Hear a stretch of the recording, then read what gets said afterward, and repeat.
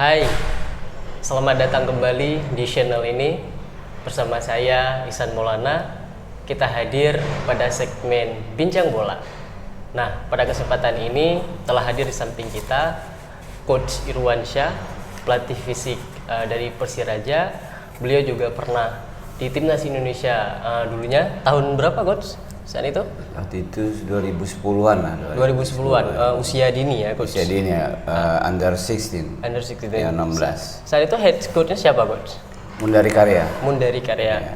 Nah, teman-teman, ada satu hal yang saat ini sedang hangat diperbincangkan di publik sepak bola Indonesia, yaitu bagaimana sih sebenarnya pengaruh makanan terhadap kondisi fisik ataupun performa seorang pemain.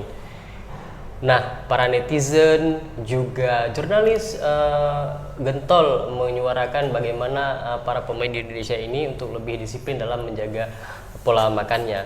Beberapa pemain timnas akhir-akhir ini tertangkap kamera di screenshot netizen pola makannya yang dianggap kurang ideal.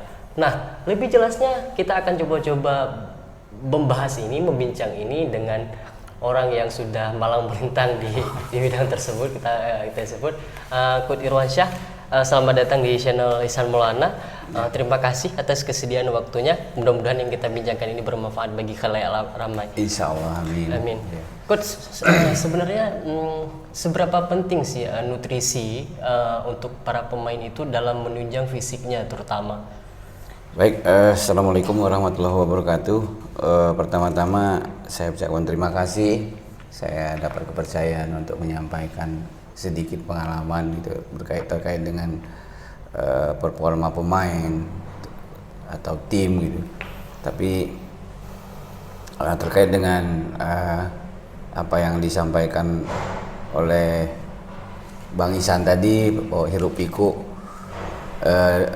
tim nasional kita, di mana ada beberapa pemain yang ya bermasalah dari aspek makanan, sehingga terkait dengan kebijakan pelatih, kemudian akan terkait juga dengan penampilan pemain, dan itu hal yang memang sebenarnya sejak dulu juga dipermasalahkan oleh beberapa pelatih-pelatih dari luar Indonesia terkait dengan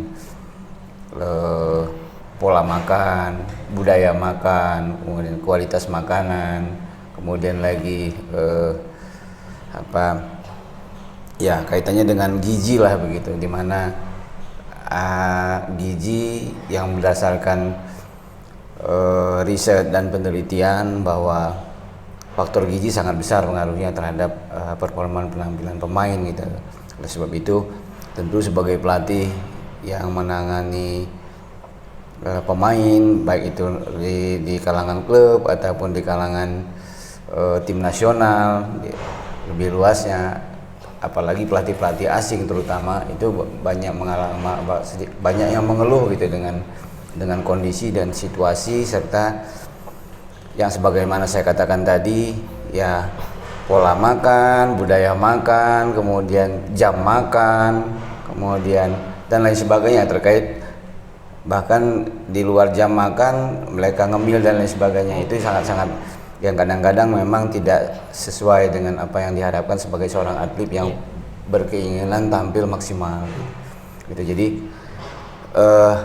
saya sangat sependapat dengan apa yang disampaikan Sintayong juga berkaitan dengan bagaimana pola makan, budaya makan gitu, kualitas makan di Indonesia yang memang mungkin sedikit boleh disebut tidak sesuai dengan seperti yang diharapkan di tataran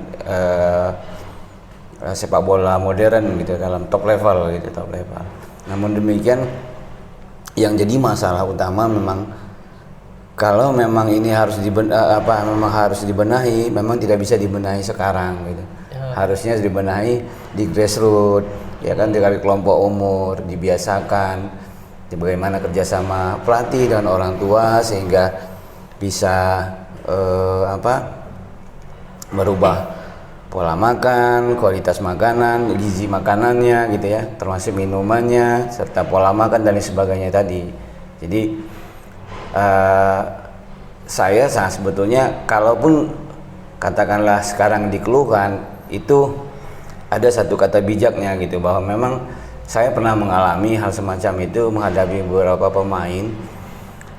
Ambil contoh pemain yang dari Jawa, itu ketika saya menangani tim Semen Padang yang berangkat Piala AFC dulu ke Hong Kong, ya pemain yang dari Jawa, mereka sengaja bawa sambal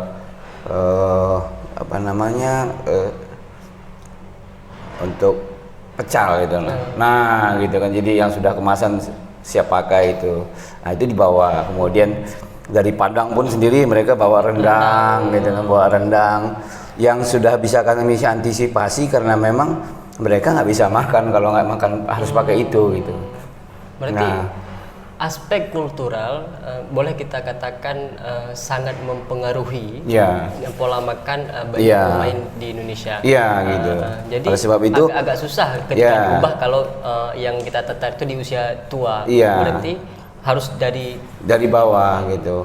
Ya, jadi ada ya upaya kita itu merubah itu, tentunya ada satu komitmen dari federasi gitu, dari klub, dari manajemen, dari official maupun dari kalau dia di grassroots atau di youth developmentnya, ya keterlibatan orang tua tentunya gitu. Jadi itu yang saya lihat. Oleh sebab itu ya maafnya ngomong, memang hampir sebagian besar pemain bola kita kan memang boleh disebut secara ekonomi kan relatif terbatas. Keterbatasan itulah yang membuat mereka akhirnya makan seadanya, kalau boleh dikatakan sesuai dengan kemampuan keluarga gitu.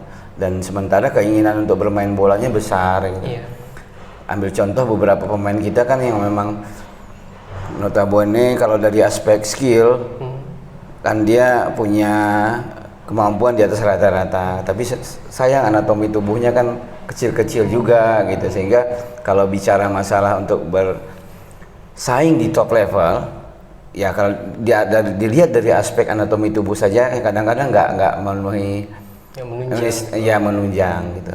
Kalau saya bandingkan dengan katakanlah Jepang, Korea yang dulu mereka sama seperti kita dari aspek historical anatomi tubuh gitu kan, memang pendek-pendek juga gitu, tapi ketika mereka melakukan satu perubahan di mana pola makan, kualitas makanan, kualitas minuman, kemudian dan lain sebagainya gitu, sehingga ada satu perubahan gitu. Kita ambil contoh pemain-pemain Jepang pun sekarang udah tinggi-tinggi, pemain Korea pun tinggi-tinggi gitu, yang notabene sama-sama seperti kita dahulunya.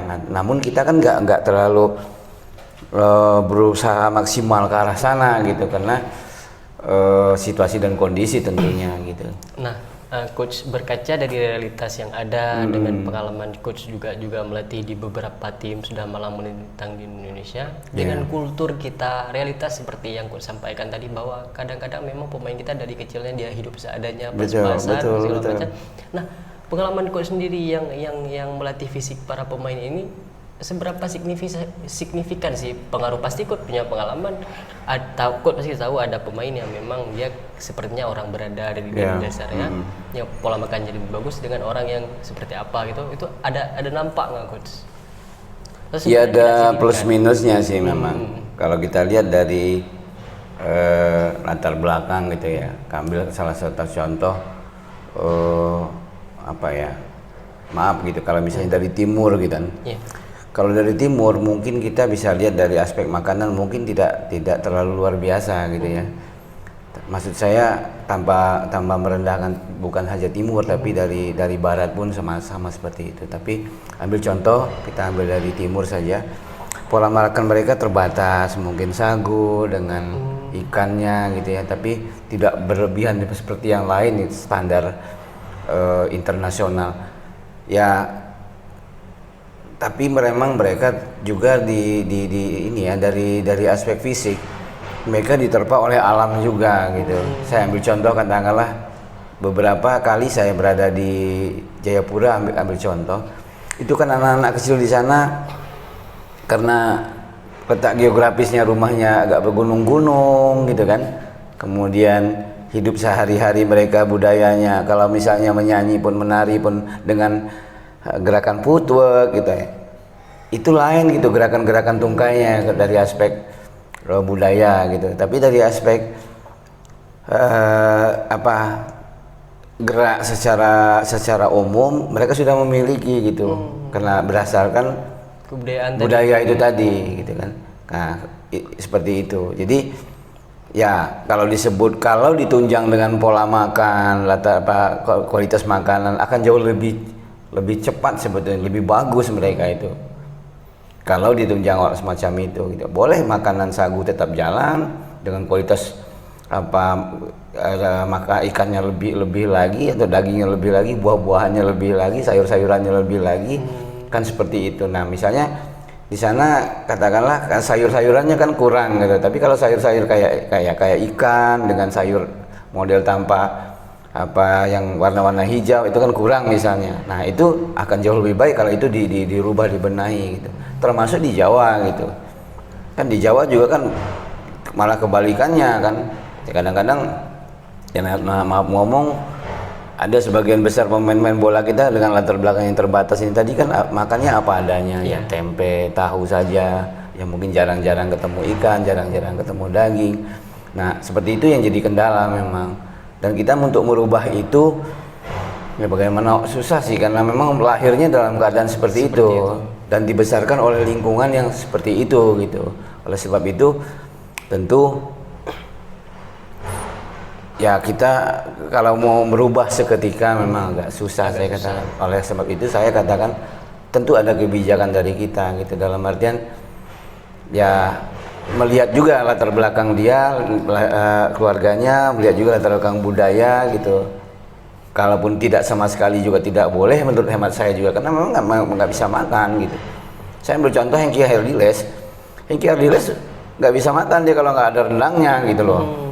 Nah sekarang kalau nggak ada rendang, sementara kita sajikan makanan yang dengan kualitas gizi yang relatif bagus di Hong Kong waktu itu, nggak masuk juga gitu. Nggak masuk juga. Ada lagi satu lagi pemain di Bandung tempo hari, sarapan pagi-pagi waktu saya di Persikap, sarapan pagi-pagi disediakan ada telur, ada susu gitu, nggak bisa masuk. Dia lebih memilih kayak makanan anak-anak dulu itu cilok gitu loh, aci yang dicolok, yang dikasih kacang sedikit. Nah kayak gitu kan, gimana kita mau merubah? Sementara itu sudah jadi kebiasaan dia, dan ya repot juga kalau dalam seketika waktu kita merubah itu semua gitu. Makanya ya itu tetap jalan, asupan yang lain, makanan yang ditambah gitu pelan-pelan gitu.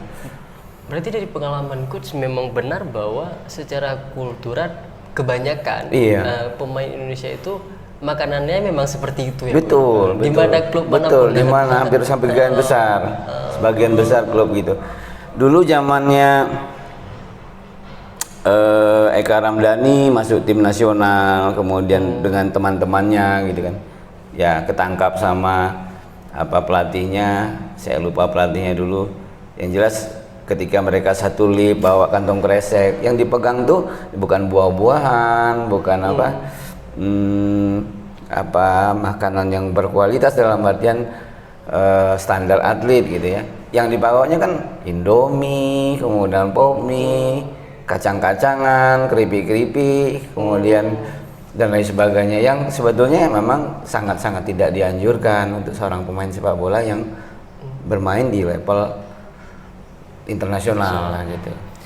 Coach, boleh dibilang akhir-akhir ini sejak kedatangan Sintayong, media-media kita kan sangat disiplin, lebih rame membicarakan soal nutrisi kan.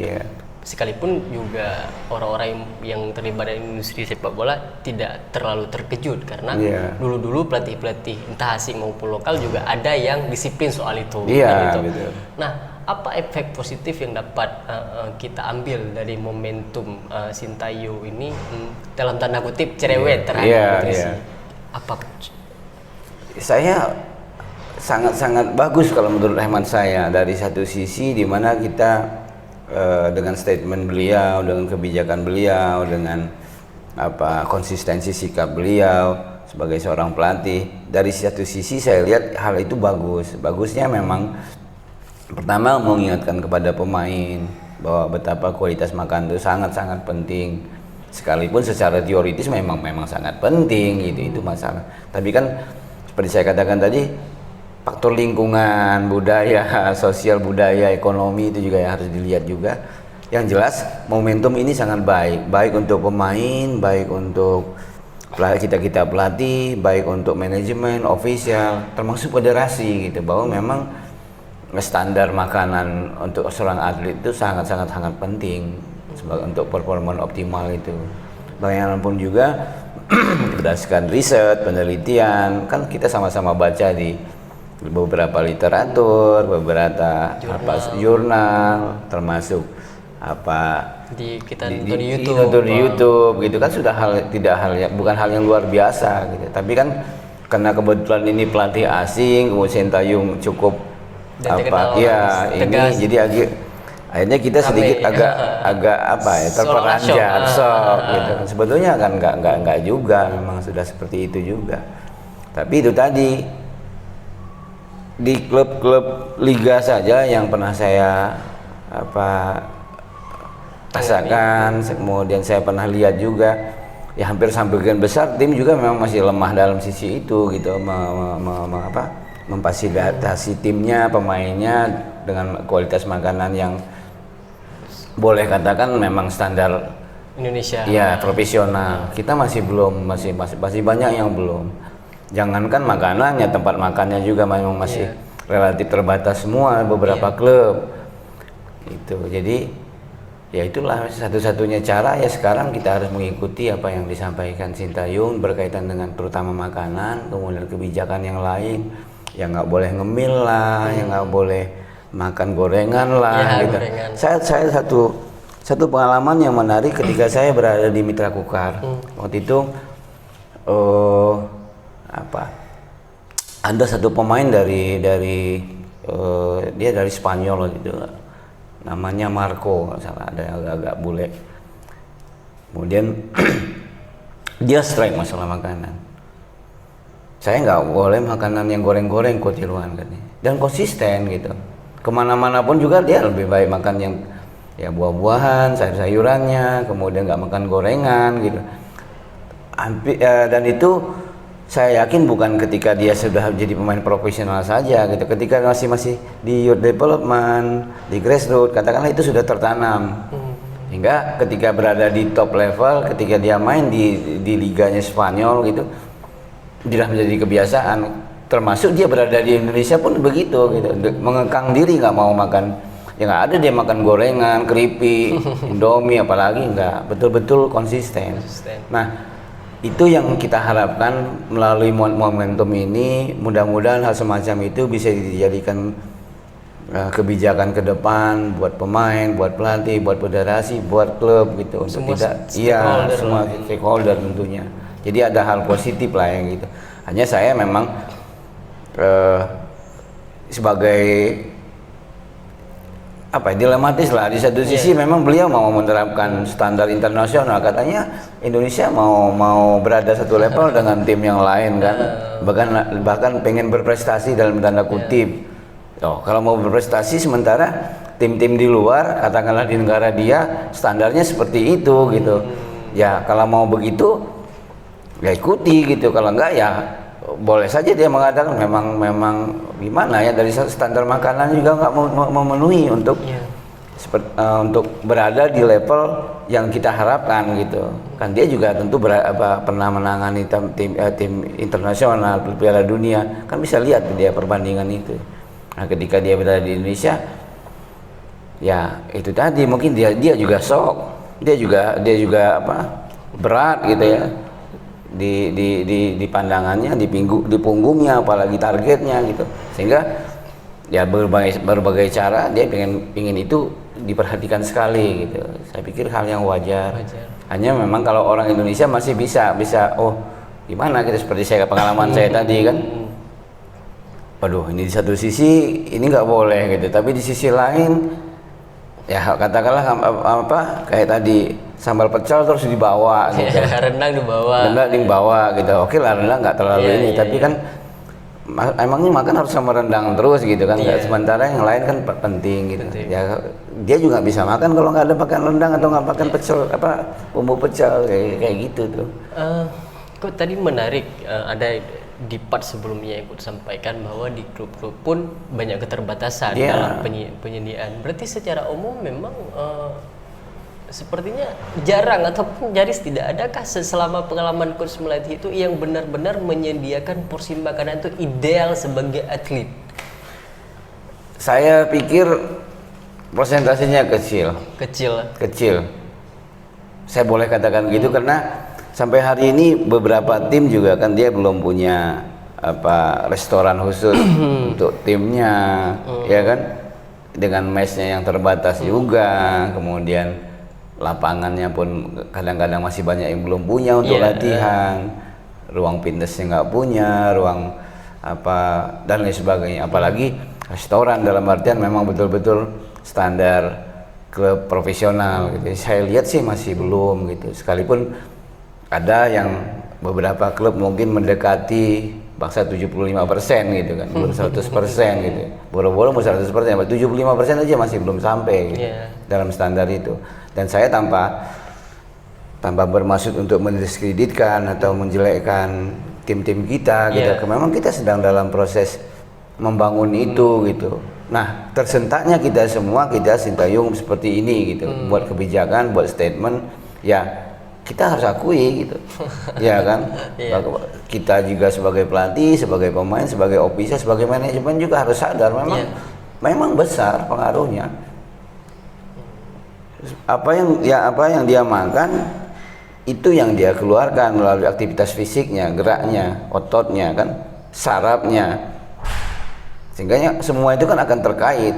Kalau makanannya, asupan makanannya juga nggak bagus, ya wajar kalau misalnya pengambilan decision makingnya pun nggak bagus. Misalnya ambil contoh seperti itu, ya kan, sepak bola itu tactical intelligence, ya kan, mengambil keputusan dalam waktu yang singkat dengan berbagai opsi solusi, tidak hanya berdasarkan latihan yang otomatisasi tadi, tidak, tapi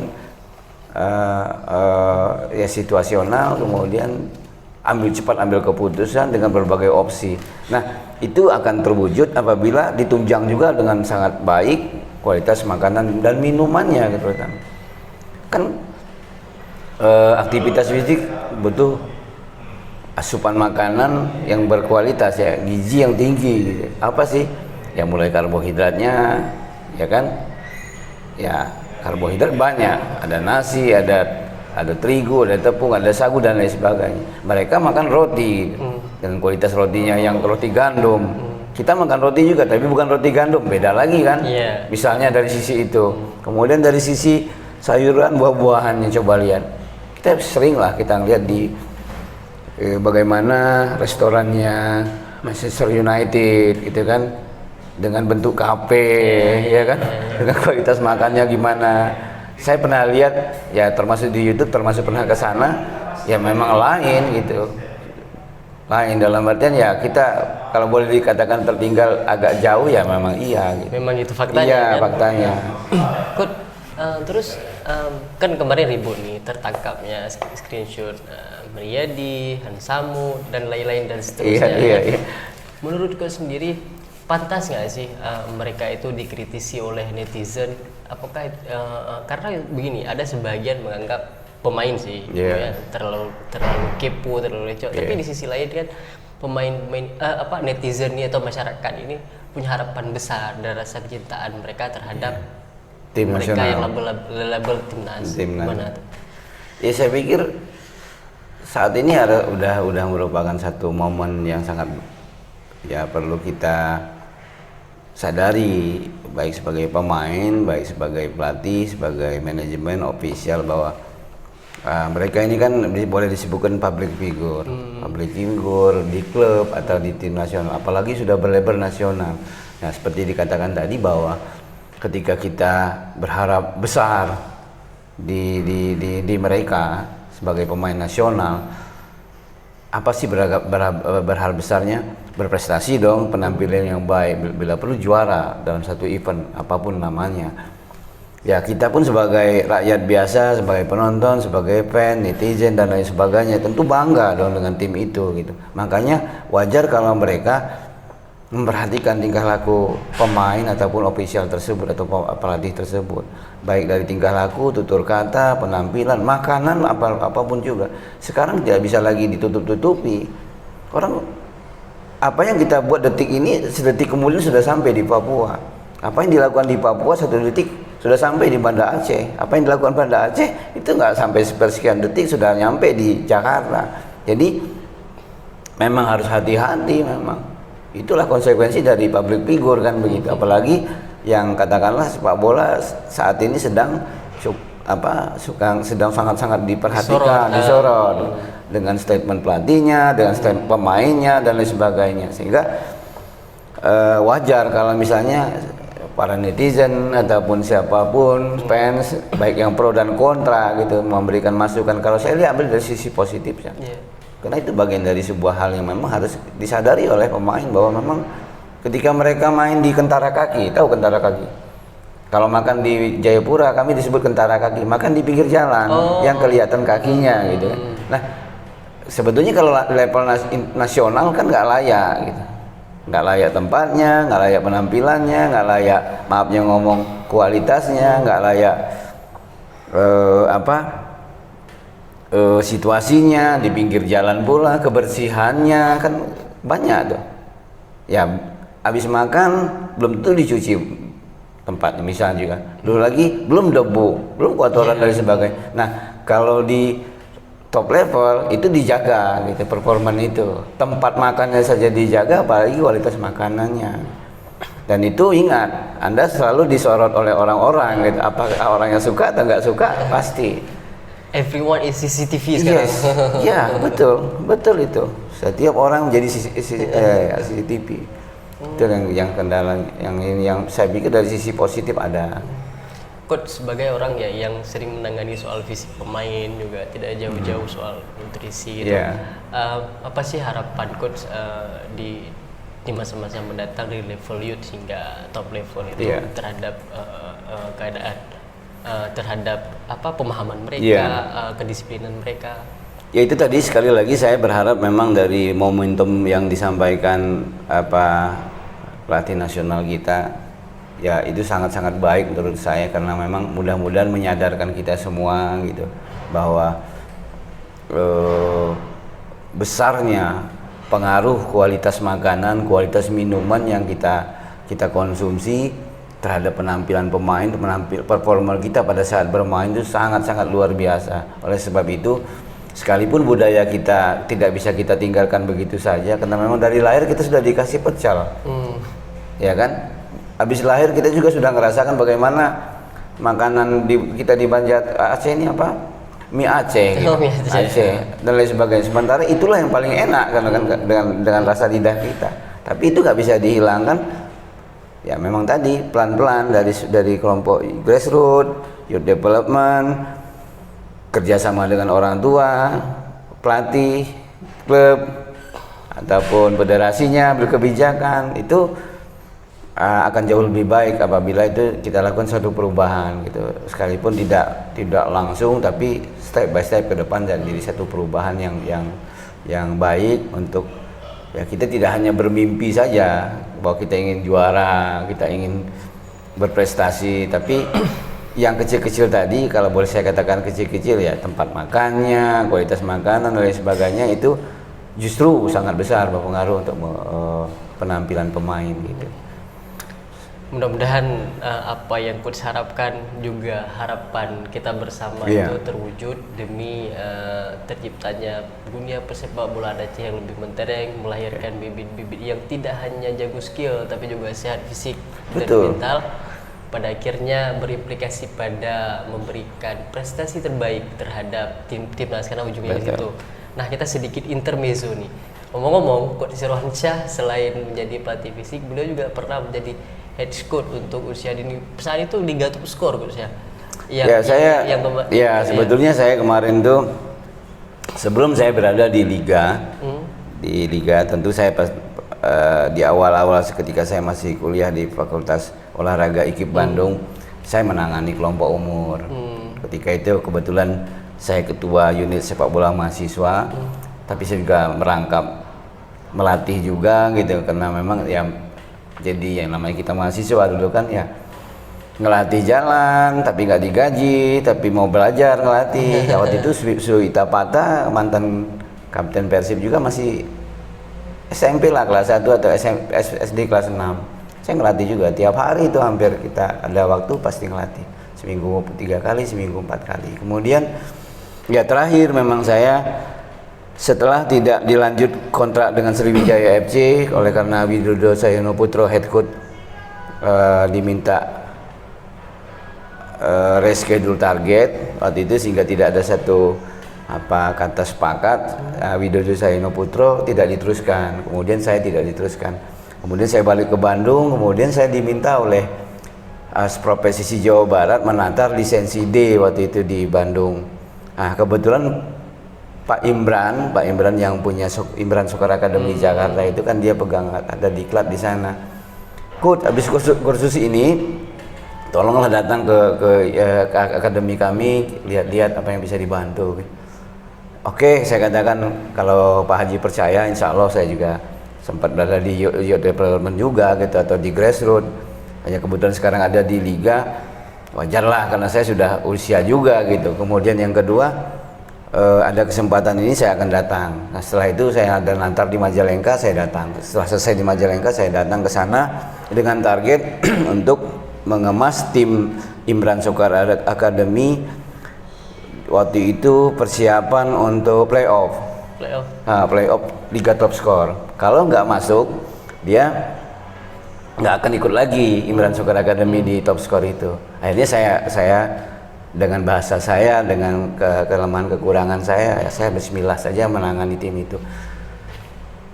Sampai ada beberapa pelatih juga waktu itu malah, wah Coach Irwan kan ada di liga, belum pernah terdengar dipegang di youth development gitu, di kelompok umur. Ya saya pikir sama-sama saja sih, karena saya juga pernah punya pengalaman itu. Yang kedua, yang menangani pemain senior junior sama-sama saja, hanya beda level saja. Kemudian alhamdulillah jalan, ya memang kualitas pemainnya relatif bagus. Saya mencoba untuk mengarahkan, merapihkan gitu.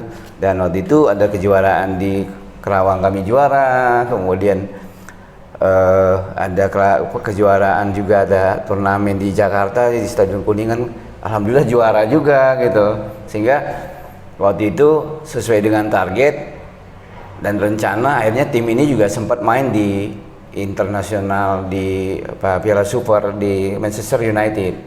Di situ saya punya pengalaman masuk stadion Manchester United, Old Trafford, termasuk ke Manchester City waktu itu. Akhirnya juara di Inggris itu pulang. Saya itu di Inggris juara 1. Ya, kemudian pulang sempat ada ucapan terima kasih di Menpora tempo hari karena kita juara di sana. Itu kemudian tahun berapa, Pak? Itu 2000 berapa? 17 mungkin kemarin kan? 2017-an lah. Kemudian setelah itu Piala Top Skor mulai. Tapi ada satu perjanjian dengan Pak Haji tempo hari, kalau misalnya Coach Irwan diminta balik lagi ke Semen Padang boleh kan? Kalau klub yang lain nggak boleh, kata beliau gitu ya. Tapi kan memang ada komitmen, kalau sudah ada klub yang mengajak Coach Irwan silahkan gitu, dengan catatan syukur-syukur ke Semen Padang, kata beliau gitu, jangan kemana-mana dulu katanya. Karena mungkin beliau orang Padang mungkin. Satu, kedua saya punya komitmen yang cukup besar lama di Semen Padang, didengar beliau seperti itu. Kemudian alhamdulillah 3 pertandingan pertama itu menang 4-1, 3-0. Waktu itu bagus timnya. Ya, saya pun ikut bangga kan 3 kali pertandingan di sudah bagus, tapi tetap memang Pak Haji teruskan sajalah, Pak Haji yang meneruskan tim ini. Saya diajak Jepri Sastra ke Celebes divisi 2 waktu itu. Akhirnya saya tinggalkan tim. Pengalaman kemarin akhirnya memang semua anak-anak protes, demo gitu ke Pak Haji sama Ibu Bu Haji bahwa Coach Irwan harus dikembalikan. Mungkin sense of belonging mereka sudah cukup tinggi. Saya pun saya juga merasa berat hati sih meninggalkan waktu itu, tapi ya karena tuntutan dan lain sebagainya. Saya ambil keputusan waktu itu begitu, tapi nggak lama, saya waktu itu 2 minggu saya menangani Celebes, saya sudah dikontak pada Semen Padang, suruh balik lagi ke sana karena saya dianggap, oh Irfansyah bagian dari sebuah keluarga besarnya Semen Padang karena sudah lama kan. Ya alhamdulillah sih waktu itu di Semen Padang kan, karena kerjasama semua, kita juara IPL, kita bagus di level Asia. Terus membantu Jepri Sastra pun tim juga bagus gitu. Terakhir kan yang disuruh balik lagi kemarin kan kita sama jumpa dengan Persiraja, akhirnya kami pun ya saya pikir berkah Allah saja lah. Iya. Kalau ngeliat mainnya kami kalah waktu itu di Semen Padang sama Persiraja, akhirnya Semen Padang juara. Iya. Waktu itu akhirnya naik. Nah, tahun ini kan memang luar biasa juga, Persiraja pun nggak begitu lama kan. Akhirnya bisa naik juga, dan saya alhamdulillah bisa membantu di Persiraja dengan Bang Henry, Pak Edi, Bang Ahyar, dengan manajemen di mana Begam percaya kepada kami. Insya Allah lah, mudah-mudahan dukungan, harapan kami dari semua fans ataupun masyarakat Persiraja mendukung, terutama dukungan moral lah, doain insya Allah. Itu jadi saya juga ya itu tadi, terakhir 2017 pun saya alhamdulillah punya catatan juga, akhirnya tim itu kan juara. Bukan lagi liwat dari 8 besar tim ISA itu, tapi juara top skor nih. Juara top skor. Ada 2-3 pemain yang masuk nasional, Reza termasuk. Reza itu nasional. Yeah. Nah, teman, begitulah tadi di ujung tuh intermezzonya, hal-hal sisi lain dari Coach Irwan. Selengkapnya di momen berikutnya kita akan coba bahas yang lainnya. Ini karena waktu dan sebagainya juga yang memisahkan kita. Kita ucapkan terima kasih Coach Irwan. Iya, sama-sama, alhamdulillah. Mudah-mudahan beliau selalu dalam keadaan sehat walafiat, tercapai segala harapannya. Dan terakhir ya, doa kita tetap sama, semoga maju terus sepak bola Indonesia, maju terus sepak bola Aceh, dan apa ya, semoga dunia cepat sembuh dan sepak bola normal kembali. Amin ya rabbal alamin. Terima kasih atas segala perhatian. Jika Anda merasa bahwa apa yang kami sampaikan ini menarik, silakan tekan tombol like, share, and comment. Tapi jika Anda menganggap bahwa ini banyak saja atau apa, silakan tekan tombol dislike. Kita jumpa di lain kesempatan. Ciao.